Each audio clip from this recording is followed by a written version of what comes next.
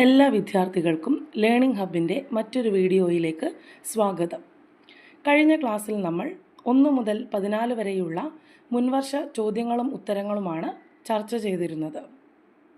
2024 SSLC പരീക്ഷയിലെ ഈ ചോദ്യങ്ങളും ഉത്തരങ്ങളും നമ്മൾ കൃത്യമായി പരിശീലിക്കുക വഴി വരുന്ന പരീക്ഷയെ നമുക്ക് വളരെ ധൈര്യപൂർവ്വം നേരിടാൻ സാധിക്കും.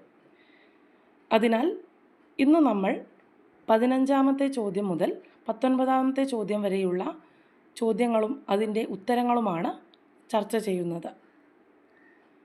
വീഡിയോയിലേക്ക് പോകുന്നതിന് മുൻപ് ഇനിയും നമ്മുടെ ചാനൽ സബ്സ്ക്രൈബ് ചെയ്യാത്തവരുണ്ടെങ്കിൽ സബ്സ്ക്രൈബ് ചെയ്യുക, സപ്പോർട്ട് ചെയ്യുക, നിങ്ങളുടെ ഫ്രണ്ട്സിന് ഷെയർ ചെയ്യുക. പോകാം 15ാമത്തെ ചോദ്യത്തിലേക്ക്. ചുവടെ നൽകിയിട്ടുള്ള ഭൂവിവരങ്ങളെ നൽകിയിട്ടുള്ള ഇന്ത്യയുടെ രൂപരേഖയിൽ അടയാളപ്പെടുത്തി പേരെഴുതുക. 4 മാർക്കിൻ്റെ ചോദ്യമാണ് അല്ലേ? ഈ ഒരു ഭാഗത്ത് നമ്മളോട് ചോദിച്ചിരിക്കുന്നത് 4 മാർക്കിൻ്റെ ചോദ്യമാണ്. നമുക്കറിയാം, ഈ 4 എണ്ണം ശരിയാക്കി കഴിഞ്ഞാൽ നമുക്ക് 4 മാർക്കാണ് ലഭിക്കുന്നത്. അതുകൊണ്ട് തന്നെ നമ്മൾ ശ്രദ്ധാപൂർവം പഠിച്ചു പോകേണ്ട ഒരു ഭാഗമാണ് മാപ്പ്. മാപ്പിൽ നിന്നുള്ള ഈ 4 ഭാഗങ്ങൾ ഏതെല്ലാമാണെന്ന് നമുക്കൊന്ന് പരിശോധിക്കാം. ആദ്യം നമ്മളോട് കണ്ടെത്താനായി പറഞ്ഞിരിക്കുന്നത് നർമ്മദ നദിയാണ്. നർമ്മദ നദിയുടെ സ്ഥാനം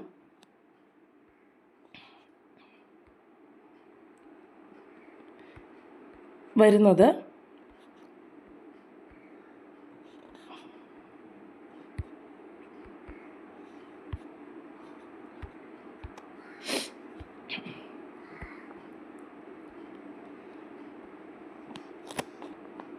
ഏകദേശം ഇവിടെയായിട്ടാണ് നർമ്മദ നദിയുടെ സ്ഥാനം വരുന്നത് അല്ലേ? ഗുജറാത്ത്, മധ്യപ്രദേശിൻ്റെയൊക്കെ ആ ഭാഗത്തായിട്ടാണ് നമ്മളിത് അടയാളപ്പെടുത്തേണ്ടത്.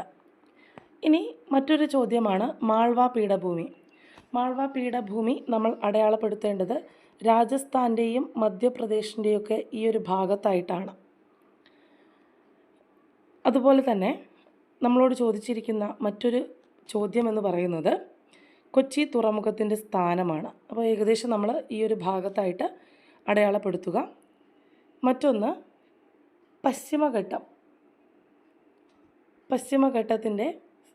പൂർവ്വഘട്ടത്തിൻ്റെ സ്ഥാനമാണ് ചോദിച്ചിരിക്കുന്നത്. പൂർവ്വഘട്ടം വരുന്നത് ഈ ഒരു ഭാഗത്തായിട്ടാണ്. ഇത്രയുമാണ് നമ്മൾ ഈ ഒരു ഭാഗത്ത് മാർക്ക് ചെയ്യേണ്ടത്. അടുത്ത ചോദ്യത്തിലേക്ക് കടക്കാം. അടുത്ത ചോദ്യം, ലാൽ ബാൽ പാൽ എന്നറിയപ്പെടുന്ന ദേശീയ നേതാക്കന്മാരുടെ പേരെഴുതുക. 3 മാർക്കിൻ്റെ ചോദ്യമാണ്. 3 പേരുകൾ എഴുതി കഴിഞ്ഞാൽ നമുക്ക് 3 മാർക്കായി അല്ലേ? ലാൽ എന്നതുകൊണ്ട് നമ്മളിവിടെ ഉദ്ദേശിക്കുന്നത് ലാലാ ലജ്പത് റായ് എന്നാണ്. അതുപോലെ ബാൽ എന്നുള്ളത് കൊണ്ട് നമ്മളിവിടെ ഉദ്ദേശിക്കുന്നത് ബാലഗംഗാധര തിലകിനെയാണ്. പാൽ എന്നുള്ളത് കൊണ്ട് നമ്മളിവിടെ ഉദ്ദേശിക്കുന്നത് ബിപിൻ ചന്ദ്രപാലിനെയാണ്. ഇനി ഒരു ക്വസ്റ്റ്യനും കൂടെ ഇവിടെ തന്നിട്ടുണ്ട് അല്ലേ? നമ്മളിപ്പോൾ ചർച്ച ചെയ്യുന്ന ഈ ഒരു ഭാഗം പാർട്ട് ബി ആണ്. അതായത് പാർട്ട് ബിയുടെ ഒരു പ്രത്യേകത എന്ന് പറയുന്നത് നമുക്ക് ചോയ്സ് ഉണ്ട് എന്നുള്ളതാണ്. 16ാമത്തെ ചോദ്യം തന്നെ 2 എണ്ണം തന്നതായിട്ട് കാണാം. ഇതിൽ ഏതെങ്കിലും ഒരു ചോദ്യത്തിനുള്ള ഉത്തരം നമ്മൾ നൽകിയാൽ മതി. ഇവിടെ 16ാമത്തെ ചോദ്യത്തിലെ 1ാമത്തെ ചോദ്യമായിരുന്നു ലാൽ ബാൽ പാൽ എന്നറിയപ്പെടുന്ന ദേശീയ നേതാക്കന്മാർ ആരെല്ലാമെന്ന്. അടുത്ത ചോദ്യം, ഇന്ത്യൻ ദേശീയത രൂപപ്പെടുത്തുന്നതിൽ വർത്തമാന പത്രങ്ങൾ വഹിച്ച പങ്ക് വിശദമാക്കുക എന്നതാണ്. 3 മാർക്കിൻ്റെ ചോദ്യമായതുകൊണ്ട് 3 പോയിൻ്റുകളാണ് നമുക്ക് ആവശ്യമായി വരുന്നത്. ബ്രിട്ടീഷ് ഭരണത്തിൻ്റെ സാമ്പത്തിക ചൂഷണത്തെക്കുറിച്ച് ജനങ്ങളെ ബോധവാന്മാരാക്കിയത് പത്രങ്ങളായിരുന്നു. അതാണ് 1ാമത്തെ പോയിൻ്റ്. 2, ഇന്ത്യയുടെ ഓരോ ഭാഗത്തും നടക്കുന്ന അടിച്ചമർത്തലിനെയും മർദ്ദക ഭരണത്തെയും കൂട്ടക്കൊലയെയും കുറിച്ചുള്ള വിവരങ്ങൾ ഇന്ത്യയിലെ ജനങ്ങൾ അറിഞ്ഞത് പത്രങ്ങളിലൂടെ ആയിരുന്നു. 3, ബ്രിട്ടീഷ് ഭരണത്തിൻ്റെയും ഇന്ത്യയിലെ സാമൂഹിക തിന്മകൾക്കെതിരെയും പ്രതികരിക്കാനായി ഇന്ത്യയിലെ ജനങ്ങളെ പ്രേരിപ്പിച്ചത് പത്രങ്ങളായിരുന്നു എന്നുള്ളതാണ് മൂന്നാമത്തെ പോയിന്റ്. മറ്റൊരു ചോദ്യമാണ് 17ാമത്തെ ചോദ്യം. ആഗോള മർദ്ദ മേഖലകൾ ഏതെല്ലാം? ആഗോള മർദ്ദ മേഖലകൾ 3 എണ്ണമാണ് നമ്മളിവിടെ ആൻസർ കൊടുക്കേണ്ടത്.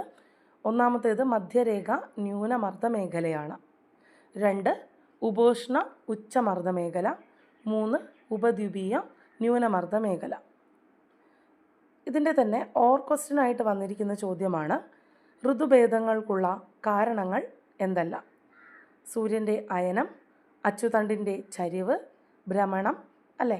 ഈ പോയിന്റുകളാണ് നമ്മളിവിടെ പഠിക്കേണ്ടത്. 18ാമത്തെ ചോദ്യത്തിലേക്ക് കടക്കാം. ശാശ്വത ഭൂനികുതി വ്യവസ്ഥയുടെ ഏതെങ്കിലും 3 സവിശേഷതകൾ എഴുതുക. ശാശ്വത ഭൂനികുതി വ്യവസ്ഥ എന്ന് പറയുമ്പോൾ നമുക്കറിയാം, ഇന്ത്യയിൽ ബ്രിട്ടീഷുകാരുടെ വരവോടുകൂടി ഇന്ത്യയുടെ വിവിധ ഭാഗങ്ങളിലായി ബ്രിട്ടീഷുകാർ വ്യത്യസ്ത പേരുകളിലുള്ള നികുതി വ്യവസ്ഥകൾ നടപ്പിലാക്കിയിരുന്നു. അതിൽ പ്രധാനപ്പെട്ട ഒരു നികുതി വ്യവസ്ഥയാണ് ശാശ്വത ഭൂനികുതി വ്യവസ്ഥ. ഇതിൻ്റെ സവിശേഷതകൾ ഏതെങ്കിലും 3 എണ്ണമാണ് നമ്മൾ നൽകേണ്ടത്. ഒന്നാമത്തെ പോയിന്റ്, ഒരു പ്രദേശത്ത് നികുതി പിരിച്ചെടുക്കാനുള്ള അധികാരം സെമീന്ദാർമാർക്കായിരുന്നു. 2 സെമീന്ദാർമാർ ഭൂ ഉടമകൾ ആയതോടെ യഥാർത്ഥ കർഷകർ കുടിയാന്മാരായി മാറി. 3 വിളവിൻ്റെ 60% വരെ നികുതിയായി നൽകണമായിരുന്നു. ഇതാണ് ആൻസറായിട്ട് വരുന്നത്. അടുത്ത ഓർ ക്വസ്റ്റ്യനാണ് നീൽ ദർപ്പൺ എന്ന നാടകം രചിച്ചത് ആര്? ഈ നാടകം ഇന്ത്യൻ ദേശീയതയെ സ്വാധീനിച്ചത് എങ്ങനെ? അതായിരുന്നു ചോദ്യം. നീൽ ദർപ്പൺ എന്ന നാടകം രചിച്ചത് ദീനബന്ധു മിത്രയാണ്. നീലം കർഷകർ അനുഭവിക്കുന്ന ദുരിതങ്ങൾ അദ്ദേഹത്തിൻ്റെ ഈ നാടകത്തിലൂടെ വിവരിക്കുകയുണ്ടായി. ഇന്ത്യയിലുള്ള മറ്റ് കർഷക കലാപങ്ങൾക്ക് ഈ നാടകം ഒരു പ്രചോദനമായി. ഈ 3 പോയിന്റുകളാണ് നമ്മളവിടെ നൽകേണ്ടത്. 19ാമത്തെ ചോദ്യത്തിലേക്ക് കടക്കാം. 4 മാർക്കിൻ്റെ ചോദ്യമാണ്. 4 പോയിന്റുകളാണ് നമ്മളിവിടെ നൽകേണ്ടത്. രാഷ്ട്രത്തിൻ്റെ നിർബന്ധിത ചുമതലകൾ ഏവ? ചോദ്യം ഒരിക്കൽ കൂടി ആവർത്തിക്കാം. 19ാമത്തെ ചോദ്യത്തിലേക്ക് കടക്കാം. രാഷ്ട്രത്തിൻ്റെ നിർബന്ധിത ചുമതലകൾ വിശദമാക്കുക. 4 മാർക്കിൻ്റെ ചോദ്യമാണ്. 4 പോയിന്റുകളാണ് നമുക്ക് ആവശ്യമായിട്ടുള്ളത്. രാഷ്ട്രത്തിൻ്റെ നിർബന്ധിത ചുമതലകളാണ് അതിർത്തി സംരക്ഷണം, ആഭ്യന്തര സമാധാനം, അവകാശ സംരക്ഷണം, നീതി നടപ്പിലാക്കൽ. ഇതാണ് 4 പോയിന്റുകളായിട്ട് നമ്മൾ എഴുതേണ്ടത്. 19ാമത്തെ ചോദ്യത്തിൻ്റെ തന്നെ ഓർ ക്വസ്റ്റ്യനായിട്ട് ചോദിച്ചിരിക്കുന്ന മറ്റൊരു ചോദ്യമാണ് പൗരബോധം എന്നാൽ എന്ത്? പൗരബോധം എന്നാൽ എന്ത്? അതോടൊപ്പം തന്നെ പൗരബോധത്തിൻ്റെ പ്രാധാന്യം വ്യക്തമാക്കുക. പൗരബോധം എന്നുള്ളതുകൊണ്ട് നമ്മൾ ഉദ്ദേശിക്കുന്നത് ഓരോ പൗരനും സമൂഹത്തിന് വേണ്ടിയുള്ളതാണെന്നും സമൂഹത്തിൻ്റെ ഉത്തമ താല്പര്യങ്ങളാണ് പൗരൻ്റേതെന്നുമുള്ള തിരിച്ചറിവാണ് പൗരബോധം. ഈ ഒരു പോയിന്റ് നമ്മൾ ആദ്യം തന്നെ എഴുതേണ്ടതാണ്. പിന്നെ നമ്മൾ കൂട്ടിച്ചേർക്കേണ്ട മറ്റു പോയിന്റുകളാണ് പൊതുസമൂഹം അഭിമുഖീകരിക്കുന്ന പല പ്രശ്നങ്ങൾക്കും പരിഹാരം കാണാൻ പൗരബോധമുള്ള ഒരു വ്യക്തിക്ക് സാധിക്കുള്ളൂ. അതാണ് അതിൻ്റെ ഒന്നാമത്തെ പ്രാധാന്യം. നെക്സ്റ്റ് പോയിന്റ്, ഒരു ക്ഷേമരാഷ്ട്രം രൂപീകരിക്കുന്നതിൽ പൗരബോധം സുപ്രധാന പങ്ക് വഹിക്കുന്നു. പ്രതിസന്ധി ഘട്ടങ്ങളിൽ സമൂഹത്തിൻ്റെ പുനർനിർമ്മാണത്തിനും അരക്ഷിതാവസ്ഥയിൽ നിന്നുമുള്ള മോചനത്തിനും ഇത് സമൂഹത്തെ സഹായിക്കുന്നു. പൗരബോധത്തിനുള്ള ഉത്തമ ഉദാഹരണമാണ് 2018 കേരളത്തിൽ മഹാപ്രളയം ഉണ്ടായ സമയത്ത് ഒരുപാട് ജനങ്ങൾ ഒത്തൊരുമയോടെ രക്ഷാപ്രവർത്തനത്തിനായി എത്തിയെന്നുള്ളത്. ഇത്രയും പോയിന്റുകളാണ് നമ്മൾ ഈ ഒരു ഭാഗത്ത് നൽകേണ്ടത്. ഇന്നത്തെ ഈ ക്ലാസ്സിൽ നമ്മൾ ചർച്ച ചെയ്ത എല്ലാ ചോദ്യങ്ങളും ഉത്തരങ്ങളും എല്ലാവർക്കും മനസ്സിലായിട്ടുണ്ടെന്ന് കരുതുന്നു. എന്തെങ്കിലും സംശയങ്ങളുണ്ടെങ്കിൽ താഴെ കാണുന്ന കമൻറ്റ് ബോക്സിൽ കമൻറ്റ് ചെയ്യുക. ക്ലാസ്സുകളെക്കുറിച്ചുള്ള നിങ്ങളുടെ അഭിപ്രായങ്ങൾ രേഖപ്പെടുത്തുക.